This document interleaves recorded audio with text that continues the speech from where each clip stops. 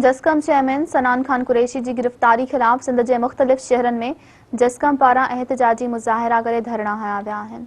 तंज मोहम्मद खान में जस्कम चेयरमैन सनान कुरैशी की गिरफ्तारी खिलाफ प्रेस क्लब सामूं ज़हूर हाले पोटो गुलशेर कोलाची और इनायत कुंभार की अगवानी में एहतजाजी मुज़ाहिरो करे नारेबाज़ी कई वई। खैरपुर, नौशर फिरोज, सन, सखरंद, कोटड़ी और घारे में जस्कम पारा एहतजाजी रैली कढी शहरन जो गश्त करण खां पोइ मुख्य रोडन ते धरणा हया विया आहिनि।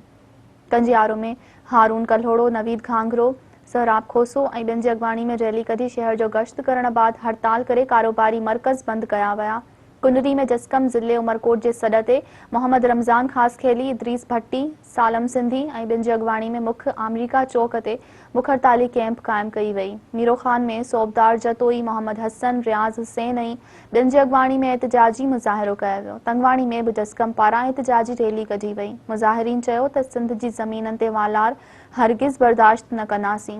बहरा चाउन खिलाफ पुरअमन एहतजाज कयो वियो, जंहिं दौरान साज़िश तहत माहौल ख़राब कयो वियो। एहतजाज कंदड़न वधीक चयो त जस्कम चेयरमैन सनान कुरैशी के कूड़े केस में गिरफ्तार कयो वियो आहे, खेसि फ़ौरन आज़ाद कयो वञे।